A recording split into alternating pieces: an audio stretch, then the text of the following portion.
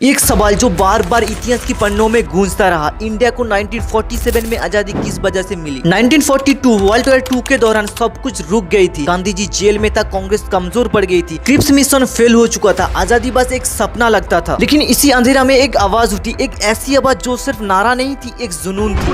खून दो, मैं तुम्हें आजादी दूंगा। ये था नेताजी सुभाष चंद्र बोस। उन्होंने सिर्फ नारा नहीं दिया, एक सेना बनाई, आजाद हिंद फौज। 30 दिसंबर 1943 में उन्होंने ब्रिटिश को हराकर अंडमान निकोबार आइलैंड और मणिपुर को आजाद कर दिया। पहली बार भारत की मिट्टी पर तिरंगा लहराया। लेकिन असली गेम चेंजर तो नेताजी की डेथ होने के बाद ही आया। उन्होंने अपनी फौज की तीनों टॉप कमांडर तय की थी, प्रेम सहगल, गुरबख्श सिंह धिल्लन और शहनवाज हुसैन। वर्ल्ड वॉर 2 खत्म होने के बाद ब्रिटिश इन तीनों की फांसी की सजा सुनाता है। तब अचानक भारत की हिंदू, मुस्लिम और सिखों की देशभक्ति जाग जाता है और सबकी एक मंजिल, भारत माता की आजादी। पूरा देश एक हो गए और सबसे बड़ी बात, ब्रिटिश इंडियन आर्मी के अंदर विद्रोह शुरू हो जाता है। हुआ क्या था, ब्रिटिश जो डिवाइड और रूल्स रखी थी, नेताजी ने उसी को उनके खिलाफ चला दी। अब ब्रिटिशों के पास कोई रास्ता नहीं थी, अपनी तरफ झुकती हुई फौज और दूसरी तरफ जगा हुआ भारत। और एक आग जो नेताजी ने लगाई थी वो उनकी जाने के बाद भी जलती रही। ब्रिटिश के पास सिर्फ एक ही रास्ता बचे, छोड़कर चले जाओ। आज जब अपनी देश की हालत देखते तो उनकी याद आते, वो लोग सिर्फ नेता नहीं थे, लाखों करोड़ों में पैदा हुआ एक वीर थे।